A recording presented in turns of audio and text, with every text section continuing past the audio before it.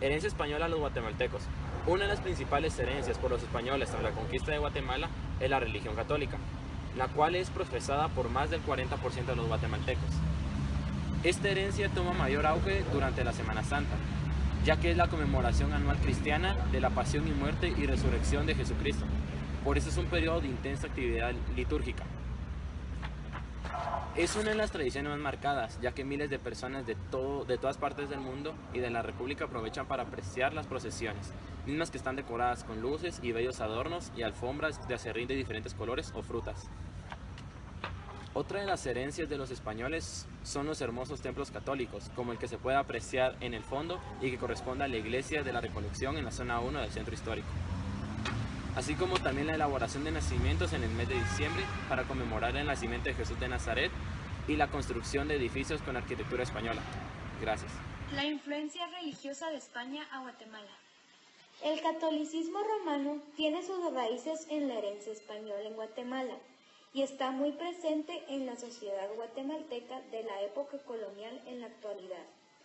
Antes de la llegada de los conquistadores españoles, las culturas mayenses en la región eran politeístas y tenían arraigadas costumbres religiosas. El catolicismo fue traído por los conquistadores españoles en el siglo XVI, quienes, a diferencia de las otras naciones colonistas en Europa, insistían en convertir a los nativos de sus colonias a la religión del Estado. En ese tiempo la Iglesia Católica tenía un poder absoluto sobre los súbditos de la corona española y las autoridades eclesiásticas eran tan importantes como los reyes de España. La influencia del idioma español a Guatemala. La República de Guatemala es un país de América Central que fue la cuna de la civilización maya, lo que hace que su herencia cultural sea inmensa, además de tener una gran influencia de los españoles durante la época colonial, luego de la conquista, 1524 a 1697. El castellano es la mayor aportación de la presencia española en Guatemala y está muy presente en la población mestiza y criolla. Aproximadamente 60% de las personas de Guatemala saben hablar español. En Guatemala el español es el idioma oficial. Los idiomas mayenses, además del garífuna y del idioma xinca, recibieron un reconocimiento oficial tras los acuerdos de paz que siguieron al conflicto armado interno, por lo que aún el idioma español es el que tiene mayor difusión en Guatemala.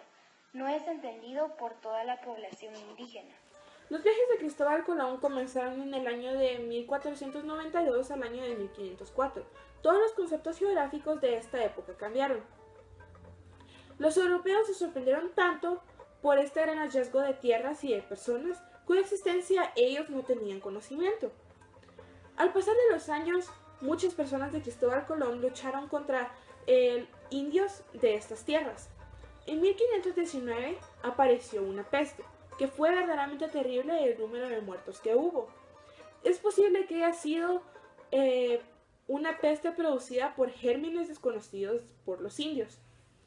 Pedro Alvarado, al pasar de los años, Pedro Alvarado decidió fundar una ciudad española y un ayuntamiento.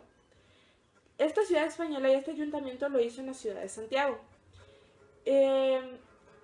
Todos los vecinos que están alrededor de este ayuntamiento y de esta ciudad española eran soldados del ejército español. Todo esto sucedió un 27 de julio de 1524. Con el correr de los años, esta ciudad, en vez de llamarse Santiago, tomó el nombre de Guatemala. La ciudad española se comenzó a disparcir por toda Guatemala. Alvarado tampoco fue el único conquistador de Guatemala.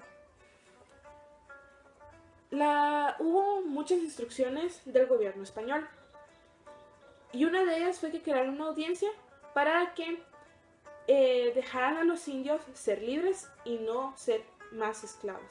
El primer presidente de Guatemala fue el licenciado Alonso de Maldonado y él estuvo en la primera audiencia de Guatemala, que se llamó Los Cofines. La gastronomía española ha ido evolucionando a través de las eras y los años desde la época prerromana hasta la actual. Por su parte, la gastronomía guatemalteca sufrió un cambio importante en el momento de la conquista y colonización, dado que los españoles trajeron con ellos diferentes ingredientes y habilidades culinarias que los guatemaltecos hasta la fecha no conocían. La cocina actual guatemalteca goza de una combinación del estilo español con el local. Las principales características del empleo de la gastronomía española es el constante uso de las papas y de tomates.